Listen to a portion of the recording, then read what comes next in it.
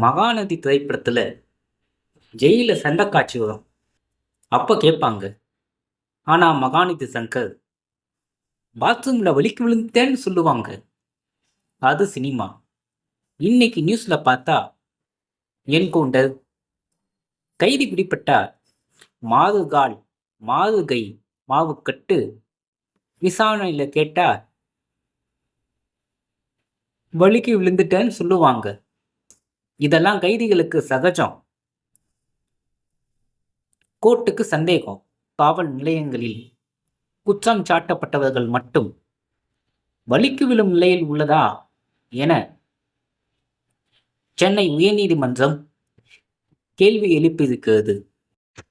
வழக்கு ஒன்றில் கைது செய்யப்பட்டு சிறையில் அடைக்கப்பட்டவரின் தந்தை சென்னை உயர்நீதிமன்றத்தில் மனு தாக்கல் செய்திருந்தார். அந்த மனுவில் தனது மகன் காவல்துறையால் கைது செய்யப்பட்டிருந்தார். அவருக்கு இடது காலிலும் வலது கையிலும் எலும்பு முறிவு ஏற்பட்டிருப்பதாகவும், எனவே அவருக்கு உரிய சிகிச்சை வழங்க சிறை நிர்வாகத்திற்கும் உத்தரவிட வேண்டும் என கோரியிருந்தார். இந்த மனு விசாரணைக்கு வந்தபோது பதிலளித்த அரசு வழக்கறிஞர் அவர் கழிவறையில் வலிக்கு விழுந்ததாக தெரிவித்தார். அப்போது நீதிபதிகள், காவல் நிலையங்களில் உள்ள கழிவறைகளில் குற்றம் சாட்டப்பட்டவர்கள் மட்டும் வலிக்கு விழுந்து காயம் ஏற்படுவது ஏன் எனவும், அவ்வாறு வலிக்கு விழும் நிலையில்தான் கழிவறைகள் உள்ளதா எனவும் கேள்வி எழுப்பினர்.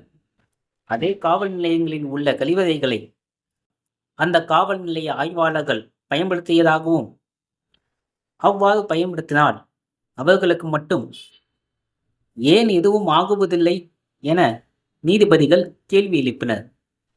இது போன்ற செயலுக்கு முற்றுப்புள்ளி வைக்க வேண்டும் என நீதிபதிகள் தெரிவித்தனர். இதுதான் உங்க ஊர்ல வலிக்கு விழுகிறதா? மீண்டும் சந்திப்போம். நன்றி, வணக்கம்.